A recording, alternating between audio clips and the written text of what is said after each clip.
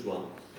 And after us, straight away, then we have Bitcoin. A very interesting subject is Bitcoin and Islamic finance. So, you know, it's not every conference you turn up and can get that kind of expertise. But now, if the panelists would come up, please, and join me, we're going to be talking about finance. Obviously, we promised that this afternoon was going to be largely about financial markets, financial industry. You might be wondering why I've walked from the podium to be over here, and I'll explain my background and why there's a little bit of relevance there. I was a journalist all around the world, and I worked for Thomson Reuters for a couple of decades, providing information and news to the financial markets. Our job was to try and elucidate what was happening in the markets to financial service professionals. And so that's why I have a little bit of understanding of what it's like to be giving information over to the financial industry. And we know that because blockchain is nascent and the cryptocurrency is complex, to say the least, and esoteric, you know, there's a dearth of information. But we've got folks here who are going to be able to help us understand the way the financial markets and financial services industries are working. Essentially, nowadays, we've been told today that there is, and this is from earlier panels, that there's a trough of disillusionment, that one of the first use cases for blockchain was considered to be the financial industry, and many dollars were put into research, but then at the end of it, we haven't had too much there. And so the question has become, well, will we really ever get there with blockchain? So that's one of the issues that we'll be dealing with. But first of all, I'd like our panel, please, to introduce yourselves. Chris, if you could go for. Hi, I'm Chris Ferguson. I lead the blockchain lab at Deloitte. Prior to consulting, I spent about 20 years in the capital markets industry, front office functions, firms like RBC, Deutsche Bank, etc. And sort of fell into blockchain about 5 years ago, and now it's my full-time job. Mitch? Yep, Mitch Sees, I'm an equity research analyst at RBC Capital Markets that primarily cover chip stocks like NVIDIA, and got involved with this due to the cryptocurrency mining they came up with. I've been following this space for I'd say about 6 years now. So my knowledge base is a little bit more broad, so I think it may be a lot more beyond Bitcoin and the kind of the things that are going to happen. That's not just transferring of value, but there's a lot of interesting things that are happening in the tech space, including companies like IBM and Microsoft all partnering with these cryptocurrency protocol layers in order to develop new applications in the future. And so again, my knowledge is a little more broad, and happy to answer any questions about it. Perfect, thank you, Mitch. And looking to make a grand entry, we have Manny. Hello, everyone. Say hi. So you're introducing yourself, Manny. I'm Manny Fernandez from San Francisco. I'm an angel investor, founder of SF Angels Group, with an early Google investor. Some of our recent investment successes are Dropbox, which just went public, Nasdaq, that was acquired by IKEA, and a few others. One of the things that really just was fascinating to me is one of the members invested early in Ethereum. It really caught my attention of this market. One of the things I think you guys should look at, and I wanted to kind of I'll announce it throughout the process here, is go to blockchainangels.io and sign up. We're a specific network to fund any people that are out there that are looking to do something in the ICO world, the blockchain world. Thanks so much. Great, thank you, Manny. So the different perspectives we have here, obviously, someone who's coming into blockchain, looking how to invest into blockchain, and Chris, if I could turn to you first, much of what Deloitte has to do when it's looking at blockchain is explain to the enterprise what it is and how it will work. And I presume the question is always, well, what's in it for me from the enterprise? How difficult is that education process? It really depends on where they're starting from, because very often walk into a room and I'll start by asking, I'll say to someone, okay, in one breath, give me a definition of blockchain. And if they say the word Bitcoin, I know it's going to be a long day, right? But there's always that light bulb moment that they have when they see the possibilities. And so, for example, one large bank CEO said to me, this is a couple of years ago, he said, I really run a reconciliation business that's driven by the bank. And this could potentially solve a lot of my problems. So the education process doesn't take that long. The problem really becomes they immediately jump from now I understand to the art of the possible. And there's a long way to go to Right. get there. So maybe take a cue from that. We've heard this idea that the banks, it's all in the trough of disillusionment. We're hearing here that, look, that light bulb moment happens, there's all the excitement, but then we can't actually make things happen. How do you see blockchain being able to actually get used in an industry like banking? Well, so I think it's going to be used in a lot more industries besides just banking. I think if people just view it as sending and receiving money, they're missing a huge part of the opportunity. Luckily, I have somebody who's involved with Dropbox, so I can use an example of file storage is one that's going to be disrupted by blockchain, because essentially has like a file coin. We no longer have to use a third party like an Amazon Web Services to host all of your files and have access to information, and instead that'll be decentralized. And maybe they end up being a node of the network. We'll see how it works out. But you're seeing all these actual tech innovations that already work. So I would argue that we're already past the point of questioning if it's going to work or not. The real question is just how people are going to invest in it, how they're going to keep track of it, and how they're going to store it. So I know a lot of banks are concerned about this completely disintermediating the whole market, but at the end of the day, that's what they said about the internet. When the internet came out, they said that phone companies would go out of business because the long-distance phone call market was going to go away. Right. That doesn't make any sense, right? Because at the end of the day, I'm not going to put my entire net worth on a thumb drive that can just be stolen instantaneously, right? There's value in insurance, there's value in backing it. And then secondly, I think the biggest thing that banks are now finally looking at, which I've been poking at over and over again, as I said, somebody needs to point out if these coins are scams or if they're legitimate. So advisory in terms of investment banking is going to be a huge topic, I think, for me, because essentially you're going to have somebody sign off of which one's legitimate or not, right? Right, yeah. Because right now you can essentially put up a white paper, and then suddenly you've got an ICO.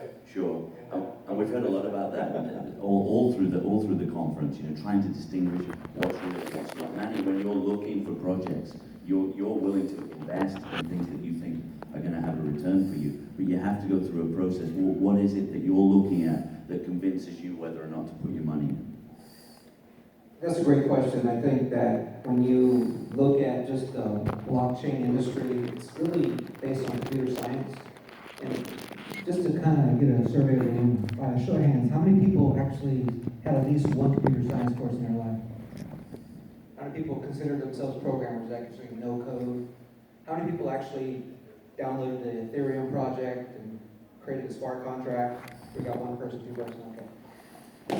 This is a rare room, but I think it's a very small handful of people in the world that understand what's going on in terms of the technology. But yet you have many billions of people funding these projects. This is the most complex thing probably we've ever seen before in terms of internet. And do you agree with that?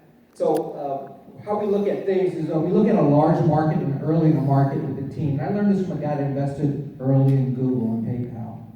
But when I talk about the team, it's critically important. So there's a lot of people that claim they're good at something, and then they're going to do something completely different. So we study the team all day long, and we look at what their track record is. And if they're going to do something, they better hopefully have a software engineer or not outsourcing this project to India because they just want the basics of it. I think that's important. And most people don't realize how much we use the internet to do research and social media on the people. Notice I talked about the people. If you get past the people, then maybe look at the real business problem that they're solving. Is this like a nice to have, or is it something that people really need? And think about, is why now? Can it be done in 2 years from now? Or there's some technological breakthrough of today that causes this big change to happen? So it's interesting the way you describe the process of looking for the information. One thing that strikes me as a former journalist is the kind of information that's out there about blockchain projects and about cryptocurrency. It's patchy at best. in terms of its quality, and it's not necessarily gathered in places where you can digest the information. What do you think is needed, for example, for the enterprise to cross this trust divide? What kind of information should be released or researched to help them? Is that for me? Sure. So it really depends on the sector that you're talking about. You said in the beginning that banking and financial services picked this up first, and they really haven't gotten anywhere. And other industries are getting there much more quickly. You're seeing deployments in things like track and trace and other blockchain-enabled solutions. And a large reason for that is because banking is a little bit different in the sense that you have this huge regulatory burden. They have to ensure that whatever they do, they're not going to run afoul. Now, regulators, if you read the press, you'll see comments coming from CFTC, SEC, FINRA, the Fed, that are very positive and supportive. So I think they're trying to nudge the industry in the right direction without having to get directly involved at this point. But if you ask me about adoption, the first question I'm going to ask back is, which industry are we talking about? So, Mitch, which industries are you thinking are going to be the earliest adopters? I think the easiest one to be means of payment, everybody knows that one, so I think that guys like MoneyGram and Western Union, to be blunt about it, are going to have a tough future ahead of them, because essentially, if I can send you $99 million worth of Litecoin for 40 cents, I don't think I'm going to be paying a 10% fee to send money to Mexico anytime soon, right? I think the second one is actually one that I talked about in a report I wrote earlier this January, which was file storage. I think that's another one where you're seeing instances where you're trusting a third-party intermediary to have all your information. People say, I trust Twitter, I trust Facebook, I trust Apple, but I give them a basic example of last year. Donald Trump's Twitter account was taken down. I'm not making any political statement out, don't vote at all anyway. But basically, why was a random employee who's not even relevant, we don't know his name, able to shut down the President of the United States account? He has access to all of his information. That's probably not a good security feature to have broadly, right? So I think that's a fair statement because they get access to everybody's information. So we'll probably also see a form of decentralized social media that's essentially censorship resistant. So that's another one. Maybe I can also go on and on because there's hundreds of different ways to do it. But I think that your original question was kind of basically, the research aspect of it. I think that's a huge opportunity as well because there's such poor information out there. I don't want to offend anybody, but there's still tons of people who believe you can have a blockchain without cryptocurrency. And at least that's been in the news. And that's like having a market without money. And so, we're really early, I guess, is my point. But if you want to go through more examples, I can do that. Right. At a later time. Yeah, I'm sure people will ask you, and maybe we can get around to that as well. One thing I want to ask about is the difference in cultures. That we're talking about which industries will adopt, and we've obviously started talking about the banking industry, and different industries have different cultures. You mentioned regulations, and we're talking there about it's in the DNA of the banking sector to try to avoid risk. But then Manny, you're dealing with things where you're looking for entrepreneurial spirit. You're almost ensuring that you're going to look at risky bets, right? You want your bet to pay off. So is there something here that we're just never going to get across, that these industries have to remain distant from that more entrepreneurial spirit? How about you, Manny? Can you take that one? Repeat the question, please. So, entrepreneurial spirit, will we ever have enough of that inside the enterprise for them to truly adopt a blockchain? Will there be enough entrepreneurs within organizations for them to adopt the blockchain? The sole purpose of, I don't believe so. I believe that they're an entrepreneur, they'll be outside the organization. And I think that what we see in Silicon Valley, most people don't, I remember going to China recently and they say, hey, you really know about the future. What does the future hold? And I'm like, what are you talking about? And an interviewer from CNBC, and they said, because you guys are the earliest in funding what the trend is. And then also you're seeing acquisitions, meaning big companies like Facebook acquiring other companies. And that's how they become disruptive. They don't really disrupt too well within an organization because there's a handful of employees. But they look for the entrepreneur outside that's doing something that they think is the future, then they acquire, more specifically, the people. and the business comes with it second. Does that make sense? Yeah. So that's how disruption is gonna happen, not inside, but outside. And there's, I have endless case studies behind that where Google and Facebook are acquiring because they want that disruption. They want to stay alive in the future. Okay, so that's very interesting to think about how the different cultures might work. So maybe, Chris, I could put this one to you.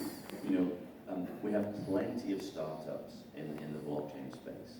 And I know that there's been a lot of dismissive talk about the scams, but we know that there are also many real companies trying to create real products, and many of them are useful for these industries. How do those startups learn to be able to talk to the enterprise? How do they position themselves with the enterprise? What is it that the enterprise wants to hear? Well, in my mind, there was definitely a pretty radical shift about 2 years ago. Most of the vendors that I was looking at were some very, very talented, smart people who had created some incredible code, but now they're a hammer looking for a nail, right? And because you start talking about the business applications, well, then we had, Wide Masters joining Digital Asset, and we started to see people from industry going to these startups and flipping it around and saying, all right, let's talk about the business challenges first, and then we can start to decide how we're going to use technology to solve people's problems. So that was in my mind, a really big shift. And to Manny's point, it's still going to come from the outside. There are innovation hubs within all of these banks, and those people do try very hard to bring innovation in, but there is definitely a culture of conservatism as it relates to adoption of new technology. So one area where we see that there is a more conservative stance in industry compared to what we get inside the startup culture, at least in blockchain, is regarding regulation.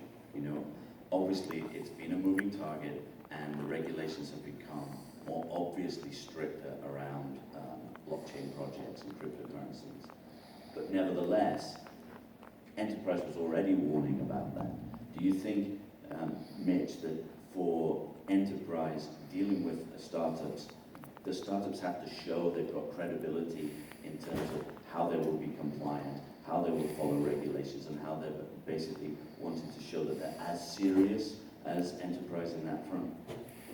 Yeah, so I guess I'll give you guys a timeline here and bold prediction. I think the problem is that the regulators can't regulate a lot of this stuff, to be blunt about it. I mean, if you look, I think there's instances where you could, like a NEO, where it's very regulatory compliant, and that's how they're setting up their protocol layer. But you look at something like a Monero, and I don't know how you're going to regulate something that you can't track.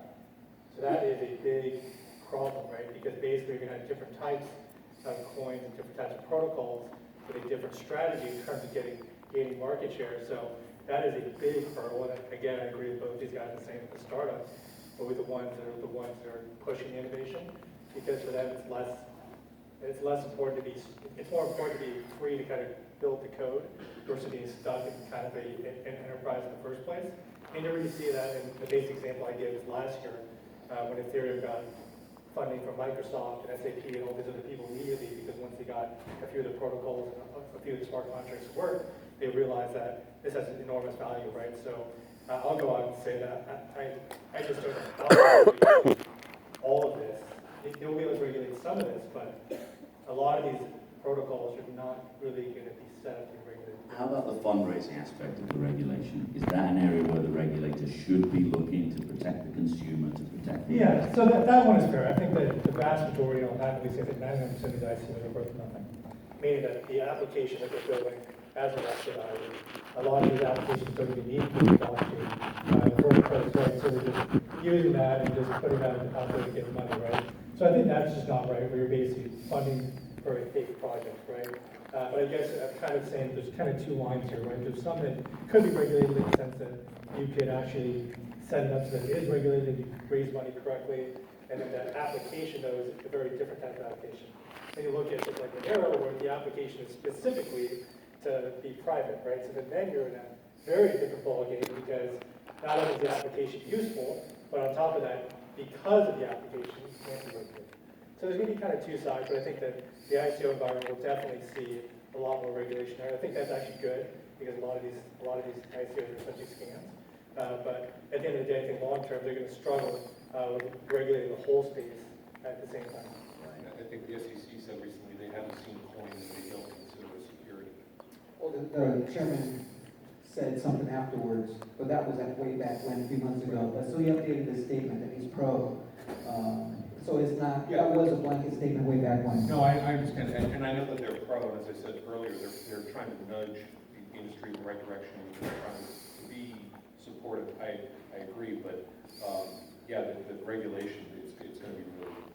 So it's some basic regulation, guys, for the entrepreneurs in the room that are looking to raise money.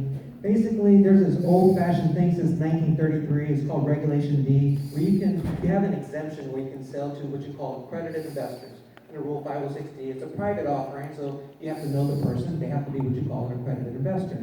Certain income, certain net worth, typically $1 million excluding their home. Then you can sell them a private investment, such as a startup. But the moment you go online and you raise it from everyone, thinking that somehow this is just a utility token using for the platform, in America, that's called a security, an unregistered security. So there's certain exemptions, certain funding portals that are under Title III of the Jobs Act that allows normal people to invest or use Regulation D. But I strongly suggest look for a lawyer before you do this stuff, because although it's pricey to get started, it's a lot more cheaper than any future features you guys may have. One of the things I've seen in Silicon Valley in the last 60 days, anyone wants to know what's going on? We always are looking to solve problems, and some way we solve problems by funding companies. I know over $100 million was invested in a couple of companies, and I'll talk about them in a moment. But exactly, just off the statement you mentioned, that most are unfortunately not good companies. These are just something that's not real. So because of that, and the market going down 400, we went up to 800 billion and then going down to 400 million, I got a little nervous about my Ethereum. I was thinking, how do I take that Ethereum and put it in real estate? But there wasn't a situation for that. So I'm seeing what they're called security tokens. I'm not talking about a utility token that's using the SEC exemption to sell this thing called a security. I'm talking about a token that's asset-backed. There's certain platforms that are being created right now that's going to allow you to invest in a fractionalized fund or real estate. And the benefit is, you're probably thinking, well, what's the benefit of that? You can just buy real estate. Well, small piece, and then be able to potentially sell that token to someone else and see the transparency on the blockchain where you can see the income. So the next person that buys into it can see it clearly. So again, security tokens based on asset back is what we're seeing in Silicon Valley. And I think that you guys will see this as the next wave. Maybe the next conference a year from now we'll be talking about it. Great, thank you for I that. guess I'll have two small things. So actually, one for fun, just to mention real estate. People have actually put their real estate contract on the Ethereum blockchain already. I'm sure everybody's seen that. And then second one, just to make sure About that. that makes sense. You're going to digitize assets, right? So we're going to be, right? I don't know if Ethereum's going to win long term. I'm not going to go out there and say that because we're so early. But essentially, digitizing assets is going to make sense. That's how we'll have to move. We'll be putting real estate, and you can name anything, or we'll pass insurance with it, right? So I think that will happen. But again, basically, the second thing I wanted to say, though, just before I go on to being too aggressive on the regulation piece, I'm not saying the U.S. doesn't have the ability, or sorry, the means to regulate, right? They can do whatever they want. The government's huge, and they can take out a single person anytime they want, right? I'm just questioning their ability to do it, because something like Monero is probably the best example. I could send him 10, I could send him 1 million. Not only will people not know that I sent it to him, they won't even know if he has it if I give them give the address, right? So my question there is, how do you regulate something you can't track in that instance? So I wanted to segue from regulation to different geographies, because regulation is one of those issues where there's jurisdiction, and we have different jurisdictions interpreting how they would regulate the industry around the world. Clearly, the United States has a relatively strict way of doing things, and if you're going to Malta, we've seen a couple of times in presentations, or Singapore, or Switzerland was popular for a while. There were ways that jurisdictions were looking to apply their laws in a way that fostered investment, right? Fostered the blockchains. I'm not now asking about regulation, but I am asking about the geographical differences. Sure, we're in the United States, but we've heard from people from Latin America, from the United Kingdom, from Estonia. We know blockchain is a global industry. Where are the if you like, the most forward-thinking, the most forward-looking parts of the world regarding blockchain. And anyone can take it. I think Singapore, we actually created an entity out of Singapore. We have a small office there. Singapore allows you to sell a utility token, meaning a non-regulated security. As long as you don't sell it in Singapore, you don't sell it to China or sell it to the U.S. I'll talk to a lawyer about this, but they're saying bring it on down. We greatly support this. And then Swiss, there's I think Zurich. I really don't know too much about that, but those are places that people utilize those locations and raise it from outside of America. Absolutely, yeah. So maybe you can take part of the question, because I know you're always dealing with Deloitte multinationals, you know, and so in a way, you know, how analogous is it that we think, oh, the blockchain is so different because it's decentralized, but multinationals effectively are having to think in different jurisdictions, different markets. You know, is that a mindset that helps the biggest corporations understand how blockchain can be applied? Well, they have to look at it through a few different lenses. When you start crossing borders, of course, now you have different regulations. And it's not just the financial regulations. Think about the GDPR, right? I mean, buried in the GDPR, it's rightfully forgotten. So now let's say we have a fully functioning blockchain environment, and I have cryptocurrencies with the bank, and I'm trading in and out, and then one day I decide to close my account, and they say, okay, now forget me. Well, how do you do that in an immutable blockchain? So, you know, almost the larger the country, the larger the company, the more things they have to think about. And this is why governments like Estonia and some of the smaller countries are leading the way, because they don't have a lot of these legacy issues that they have to deal with. Sure, thank you. So I'll take that moment for a pause, just to check if anybody in the audience has a question. And I know that we've always got microphones available. So if you could start, sir. Thank you. My name is David Powell, and we spoke yesterday. I'd like to hear you guys talk more about the security. Thank you. I'd like to hear you talk more about the security token market. I do think it's going to be a very disruptive force in the U.S. capital markets. I don't hear a lot of people talking about it in the traditional financial services sector. Probably should be called a digitized security more than a security token. You mentioned Emmanuel. I'd like to hear you guys talk more about that. Which are going to be the segments of the capital markets where it's going to hit first, and take a stab at where you think it'll be in 5 years out? Because I do think it's a big thing coming. In 2012, thank you so for that. Your question is how is it's really going to evolve. Late 2012, I was the first angel and advisor of a company called Realty Shares. They were doing real estate crowdfunding, allowing you to invest in real estate as low as $5,000. Now they're the leader in the space. They've raised more than anyone else.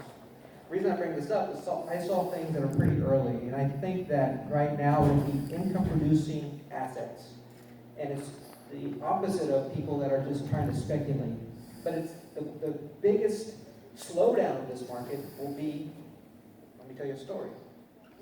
Imagine going to a casino, you see a guy putting money on 23. Come on, 23. Come on, 23. And he's losing it each time on the roulette table.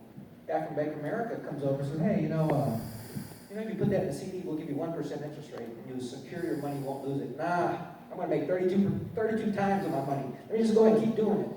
That's what the ICO market looks like today. There's going to be people that are going to say, well, I'm not that risk.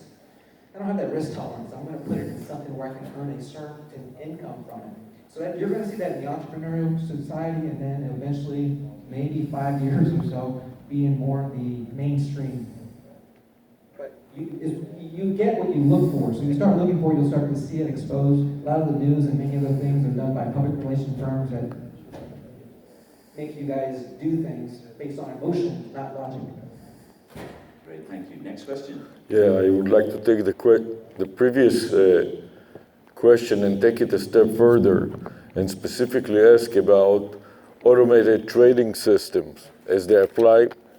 Automated trading system? Yes, algorithmic trading. For example, just recently, Bitcoin futures started trading, and there are now talks about ETF, exchange-traded funds. And there are companies like Roar that specialize in portfolio of cryptocurrencies, and algorithmic trading companies that are automated the trading and are selling the algorithm to people that can install it on TradeStation, NinjaTrader, and other automated trading platforms. Are you familiar with any of them, and do you have any opinion about it? To the moderator and to the experts. I'll defer to the experts. Yeah, I looked at some of those systems and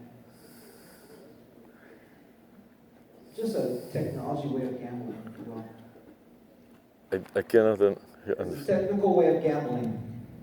Like Bitcoin futures, for On example. someone else's capital, or some people buy software that they think they can improve their odds of gambling. The person that sells the software is the one making the money. They don't sell it so much, but they rent it with a subscription fee, like a company like Clockwork Group. So they are developing algorithms, and they are renting or selling the algorithms to people that are then running it either on the cloud or locally. I don't know, this doesn't work so well. The person that makes the money is the one selling the software, not the person buying it. And it's okay, they're trying to emulate the stock market. Hey, you know, the stock market, this is what's going on, this is the income. There's no real income in these businesses. So it's all like people coming together and creating the excitement and then getting rid of it. So you really can't say, oh, I'm going to go watch this and that. It doesn't apply to this business. I don't believe so. We've been looking at it very carefully. The money is made out of the volatility. In other words, they short it when it goes down and go long when it goes up. In the algorithm, there's no human involvement. The algorithm runs by itself. So Have what you have experience with it? Have you made money with it? Yes. I'd love to talk to you more. Okay, maybe Accidental, later. or was it luck? We don't talk about that. No,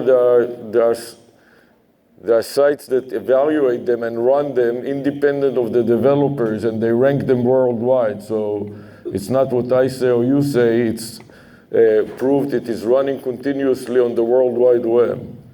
Exactly. There's people out there that are using rating systems and different systems to make people excited about certain things. So sometimes you may have caught that excitement. Like Futures Truth. If you go to futurestruth.com, you'll see the top 10 algorithms for every category, such as even Bitcoin futures has become recently a hot item.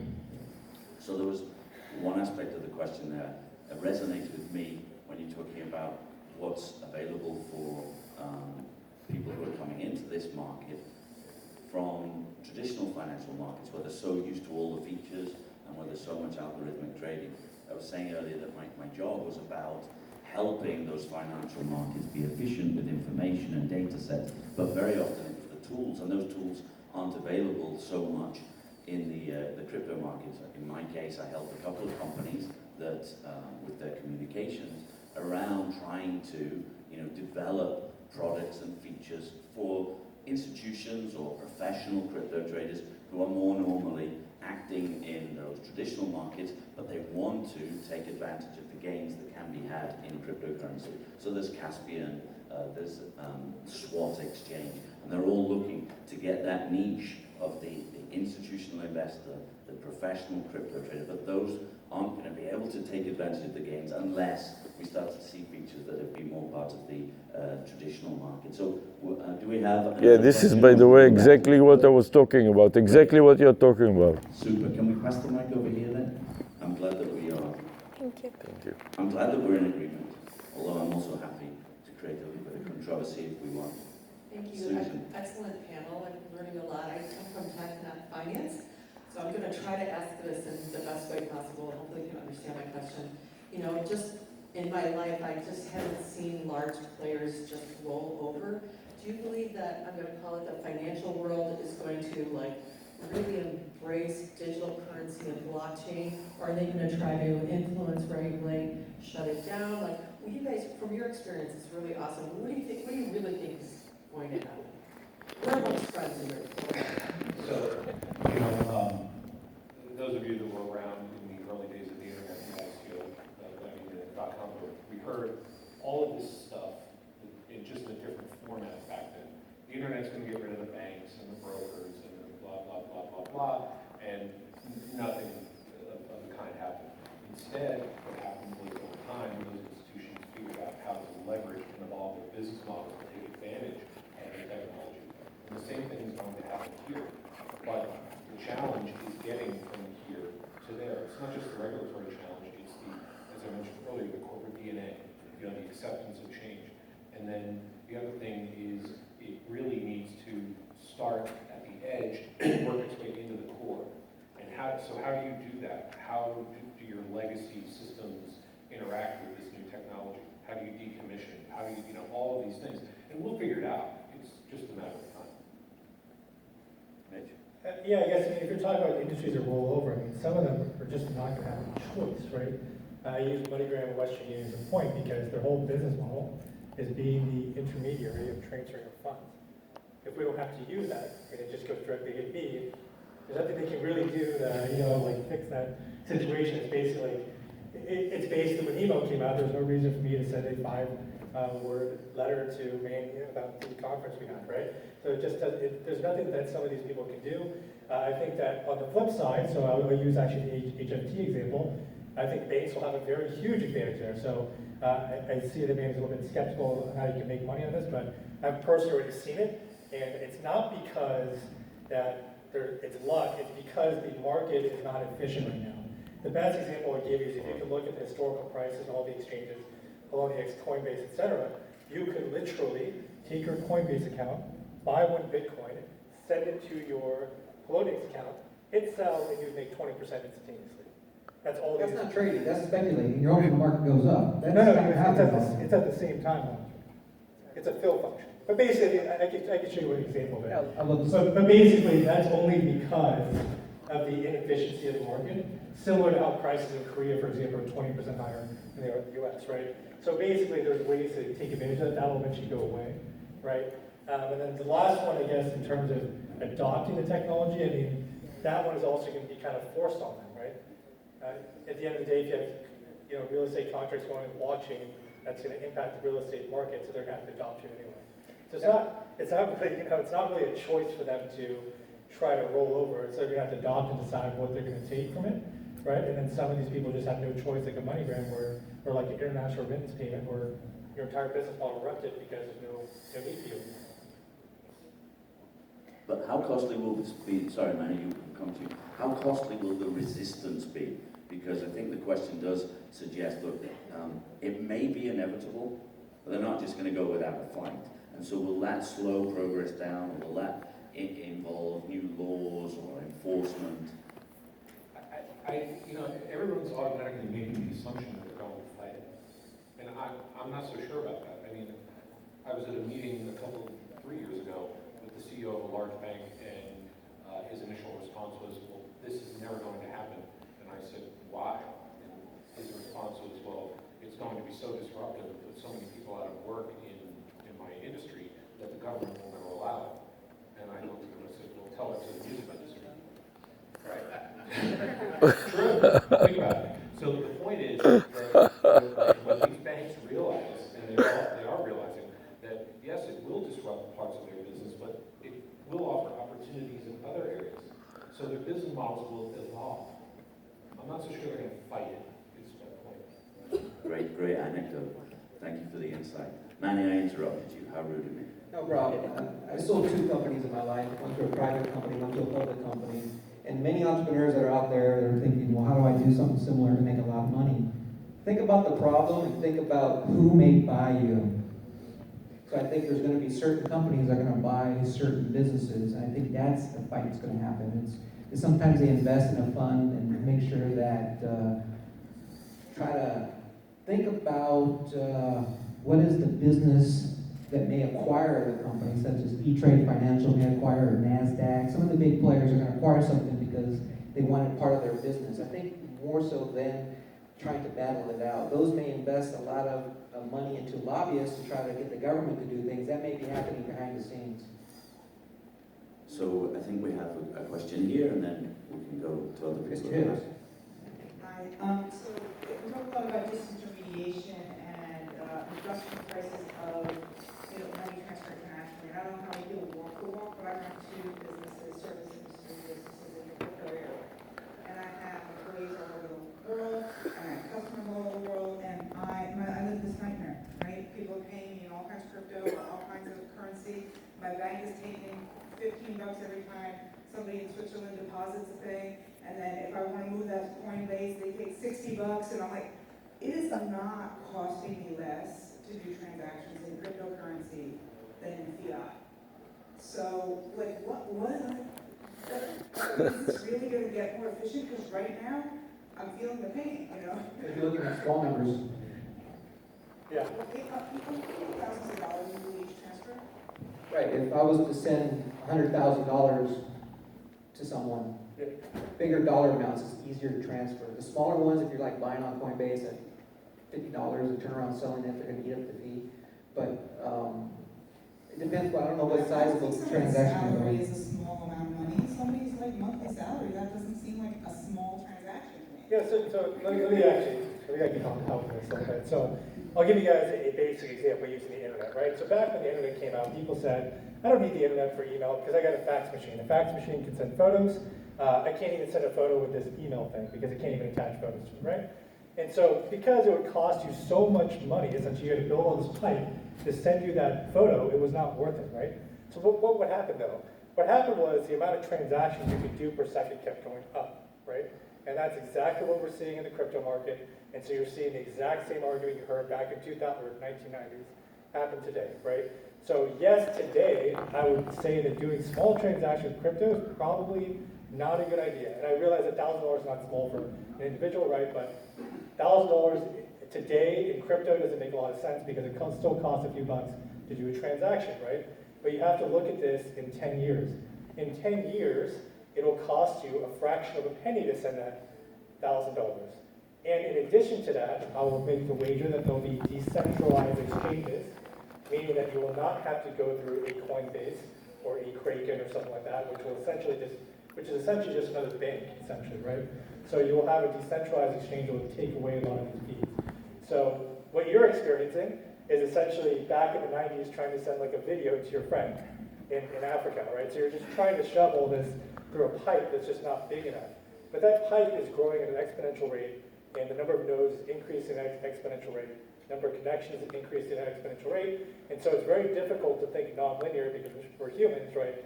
But when you're growing it, doubling or tripling or quadrupling, even if it's a small number, eventually, in 10 years, that ends up being an enormous number, right? So basically, that's the quick answer to it.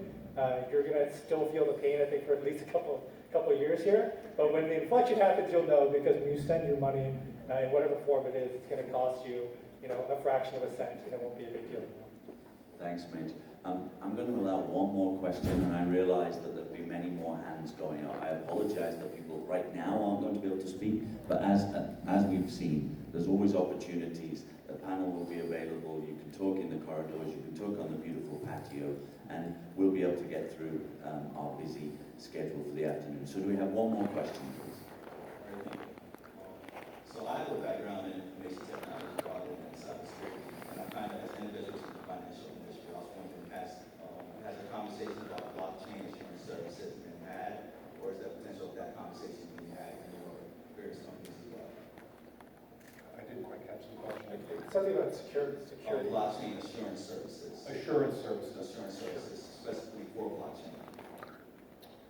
So that's kind of an interesting question, right? And it's something that I've actually talked to a few insurance companies about in terms of what is their willingness or what would their risk appetite be to provide what you talked about was assurance services or insurance on blockchain-related services. And it's still a very open question, right? Because we haven't gotten to the point yet where we really insure digital assets, let alone some form of cryptocurrency.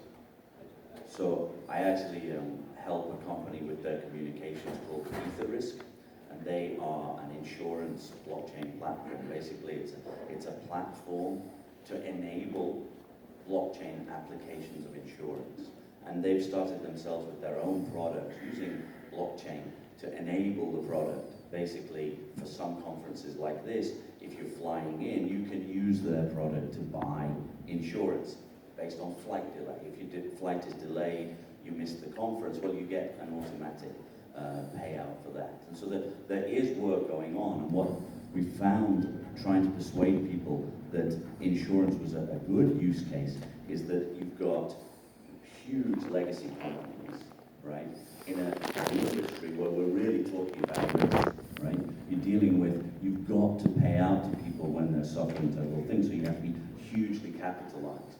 And so it's an industry that already has lots of capital and is very much entrenched, and the blockchain can't necessarily disrupt the whole industry. It's a massive industry, but it can improve the industry. So that kind of insurance that I just described for the flight delay, it's known in the industry as parametric insurance. Certain parameters are hit, and bang, you get paid out. And that's where blockchain can enable this kind of thing. And of course, the company is also doing applications to insure losses in your wallet and things like that. Right, but my question was more towards assurance services, as in with auditing the blockchain, more towards more so towards assurance, as audit assurance, than more so insurance. So assurance with the A, then more so insurance. So if I'm understanding the question right, forgive us. We thought it was insurance, and we've had a chance to talk about insurance. People are going to say I did that deliberately to plug Ether. But regarding this, to explain the question, we're talking about auditing. Right. So who on the panel would like to take that? So the auditing firm, you should talk about it. Yeah, so obviously audit is a huge component of what we do. I have to admit that as Blockchain Lab lead, that's not part of my remit. We have about 250 people at Deloitte just in North America that focus on blockchain-related tax and audit issues. So I can tell you those conversations are alive and well, but I can only talk about it from a million miles away. If you like, I can certainly put you in touch with our experts on that. Every once in a while, we fund a company, and the company is going to give away some cryptocurrencies. And so the community kind of tests out the system. So if anyone wants some upcoming cryptocurrencies based on some investments we're making, I want to give you my email address, and you can send me your Ethereum address, and maybe we can audit it as a community. My email address, for those who's going to write it down, it's Manny, M-A-N-N-Y, @dreamfunded.com, Manny@dreamfunded.com. And if you don't have the Ethereum address, go to my Ether wallet, find that public address and send it to me, and then we can test out certain things internally here. Okay, now that was a plug. So thanks very much, Manny, Rich.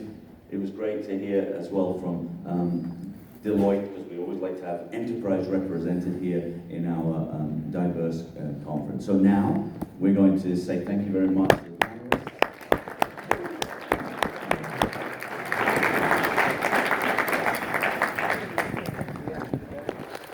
And now we're going to learn about Bitcoin. a story behind it. I enjoyed your presentation. And I want to see what your system you're working on. That Okay, you know, my brother sold this company to Intel for $16 billion. Yeah, you got it. $16 billion, 16 like billion, huh? last year, and exactly like you do.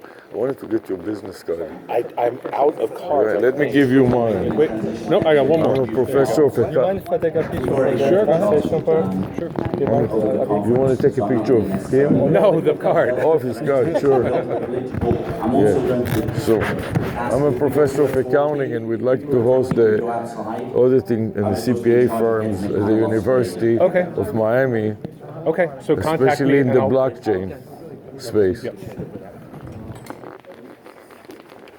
Thanks. So, Charles Evans, Associate Professor of Finance and Economics at Barry University just down the road. We're talking about Bitcoin and Islamic banking. Where are the other speakers that took off already? I'm sorry, but I'm out. Can you just take a picture of this?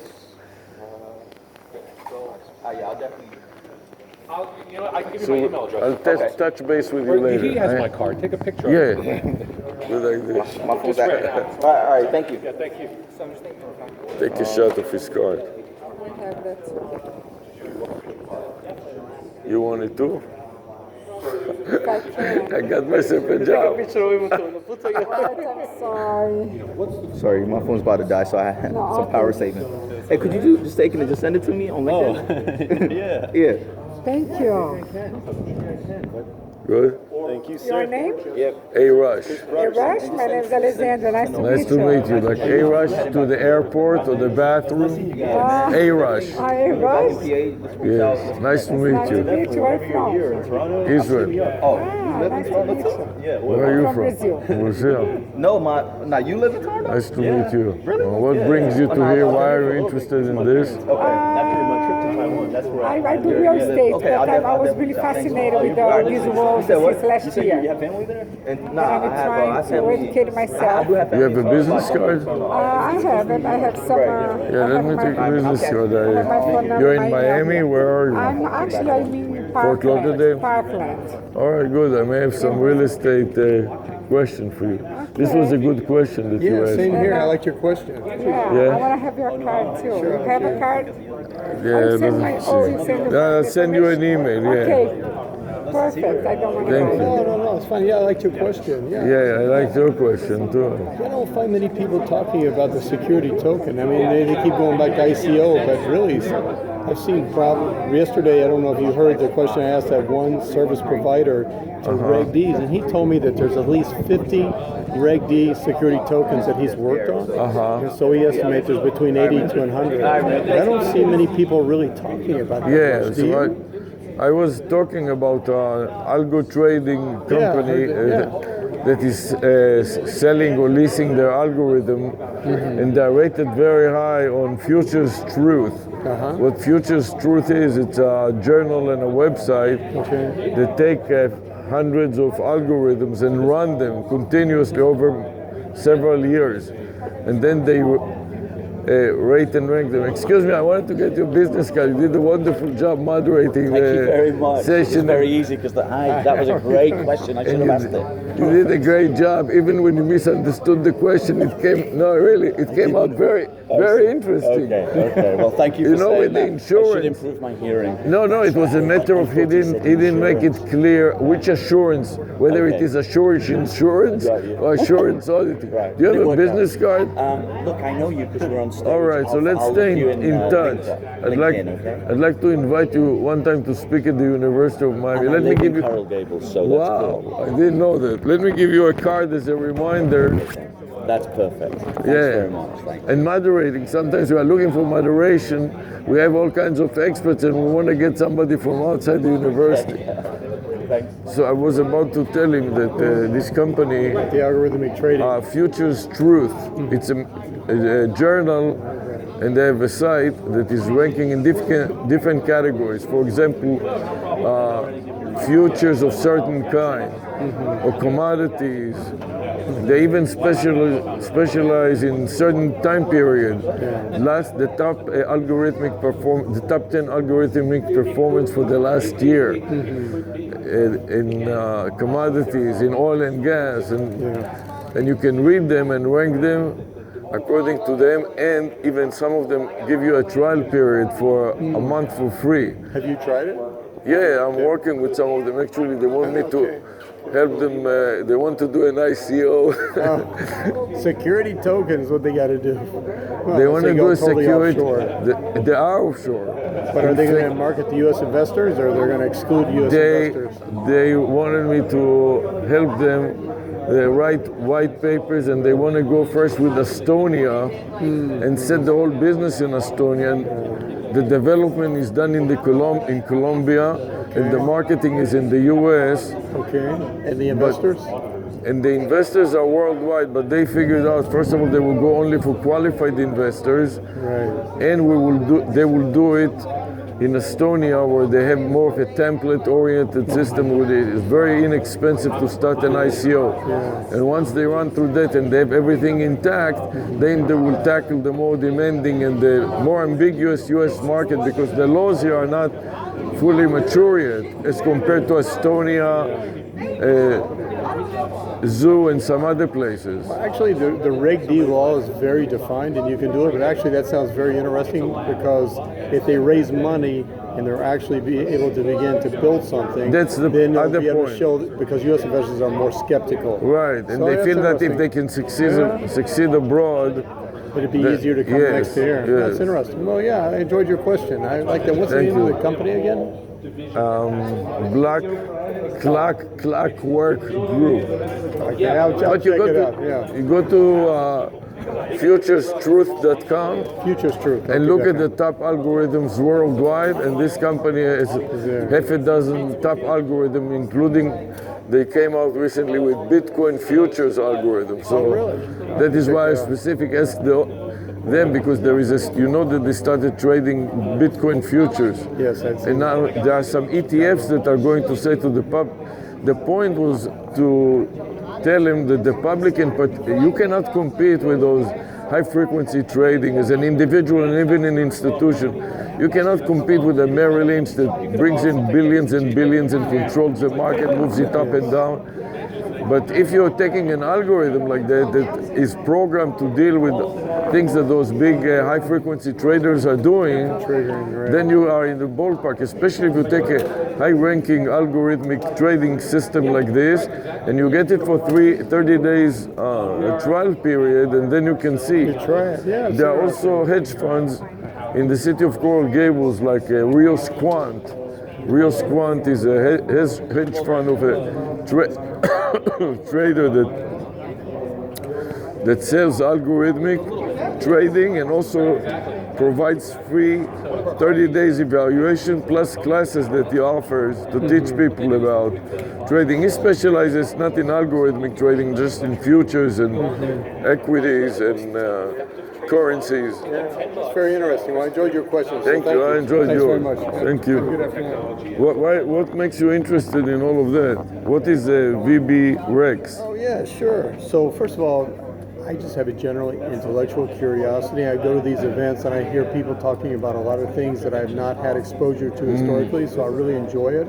But I do come from a traditional financial services. I ran corporate investment banking for Mexico's largest bank for many years, and I also spent a lot of time up in New York as well in Houston, implementing regulatory remediation programs for my bank, BBVA Group. I don't know if you know BBVA. Never heard about it. It's one of the top 20. It's a Spanish bank. Owns Spanish. a lot of banks in Latin America. So a lot of KYC and AML. So anyway, my colleagues and I were setting And it's up. headquartered in Spain? Yeah, in Madrid, yes. And you have an office in Miami, I imagine? Yeah, there's an office in Miami. The headquarters for the U.S. is Houston and New York. Well, that's why I didn't hear about it, because I usually deal with companies that have some kind of headquarters in Miami. No, it's small, but I'm not with them anymore. I'm setting up a new cryptocurrency exchange as well as an ATS for trading security tokens, which is what excites me. And we just launched our own Reg D offering on Monday. It's fully compliant under Reg D, Reg S, and so you can do it. It's a lot of work, but you can I think it's very exciting, and I would like to work with you if you have any interest in it and invite you to talk about it at the university. Yeah, sure. Because a lot of companies want to do that, like this company. One of the main owners is living now in Colombia, because that's where most of the programmers are. Okay. Because you get much less expensive programmers. What's interesting, you know what I think I'm going to probably end up doing when we speak 6 months from now is that my partners will probably be working on setting up the exchange. And I think that probably what I'm going to end up doing is setting up a digital investment bank to work with companies that want to go to market, because I don't find a lot of services out there. People don't find somebody that can explain how to do it. I just did it with my colleagues, of course, and a lot of help. The whole process. It took us we started on January 15th, but really February 1st, we did it in under 100 days to bring it to market. You went to the School of Hard Knocks. Yeah, I did. Well, I've been to a lot of those schools. They're very good schools. Most people don't have the stomach for that, so. Well, where there's problems, there's a lot of opportunity. Right. And I enjoy problem solving, so it's a lot of fun. Yeah, so this is why I think it will be good to work with companies like your bank to offer some kind of training, education that people can appreciate and understand it.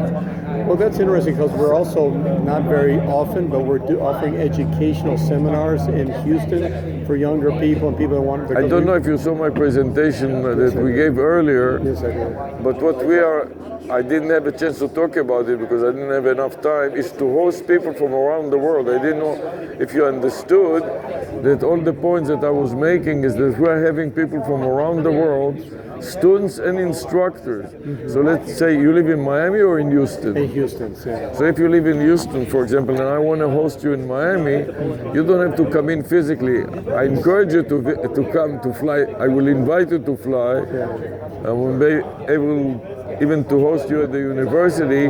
But the whole point that I was making at the presentation, you don't have to. Yeah, exactly. Yeah. And That's incredible. we use Hangouts on Air. I don't know if you know what it is, but you know what is Skype group? Google Hangouts, right? Yeah, the difference between Google Hangouts and Google Hangouts on Air is that the Hangouts on Air is broadcasted. Google Hangouts is just, if I want to talk to you one-to-one, I don't want to share it in the public. Right. But all the points that we're making, we want to share it with the public. If we work with a bank, for example, we want to give you exposure worldwide, and we want people to recognize this bank is doing something unique, and even though it may not be the biggest bank, it has something that even the biggest banks do not have. Also, there's ideas. I mean, we believe in financial education. If it's something that would be good for your audience, just to and not only that, but some people feel that if you are a bank that believes in it and you help educate me, I would like to come to you and get services from you, because things are changing so fast. If you don't have any education,